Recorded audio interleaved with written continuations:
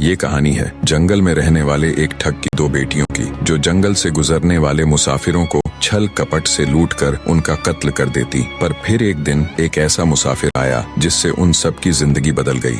एक गुस्सैल राजा ने अपने पुत्र के किसी दोष के कारण उसे देश निकाला दे दिया। राजकुमार ने दुखी मन से अपने गुजारे के लिए 4 लाल और कुछ स्वर्ण भी अपने साथ ले लिए और भरे हृदय से अपने पिता का महल छोड़ दिया। चलते चलते वो जब शहर से कुछ दूर पहुंचा तो उसे एक साधु का आश्रम दिखाई दिया। राजकुमार उस साधु को दंडवत प्रणाम करके एक तरफ बैठ गया। जब साधु ने उसकी मायूस शक्ल और देह पर कीमती वस्त्र देखे तो साधु ने उससे पूछा, बच्चा तुम कौन हो और यहाँ कैसे आए? राजकुमार बोला, महाराज मैं राजा चंद्रगुप्त का पुत्र महेंद्रगुप्त हूँ। मुझे मेरे पिता ने देश निकाला दे दिया है, इसीलिए मैं परदेश जा रहा हूँ। रास्ते में आपका आश्रम दिखाई दिया तो मेरे मन में आया कि आपके भी दर्शन करता चलूं। साधु ने महेंद्रगुप्त की बात सुनकर कहा, वत्स तुम नेक इंसान हो और परदेश जा रहे हो, इसलिए मैं तुम्हें 4 बातें बताता हूँ। तुम उन बातों पर अमल करना। परदेश में ये बातें तुम्हारे अवश्य ही काम आएंगी। पहली यह कि परदेश में एक से भले 2 होते हैं। दूसरी यह कि परदेश में दूसरे के हाथ का बना खाना मत खाना। अगर खाना भी पड़े तो पहले किसी जानवर को खिला देना।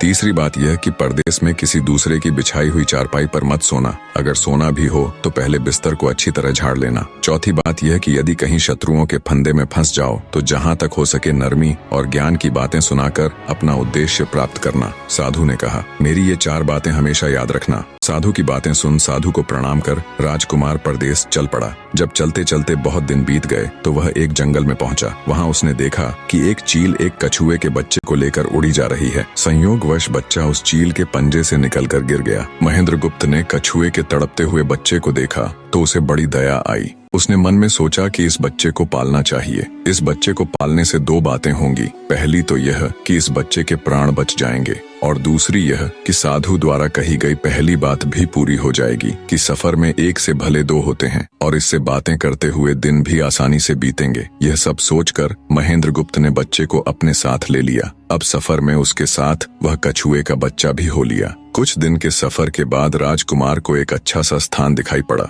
उस स्थान पर पहुंचकर उसने कुछ खाया पिया और फिर कछुए के बच्चे से बोला, तुम यहाँ बैठे रहना, मैं जरा थोड़ी देर सो लूं। यह कहकर महेंद्रगुप्त एक पेड़ के नीचे सो गया। उसी पेड़ के ऊपर एक सांप और एक कौवा रहते थे। उन दोनों का यह दस्तूर था कि जब कोई मुसाफिर उस पेड़ के नीचे ठहरता तो सांप उसे डस लेता और कौवा उसकी आंखें निकाल लेता। नाग ने जब सोते हुए मुसाफिर को देखा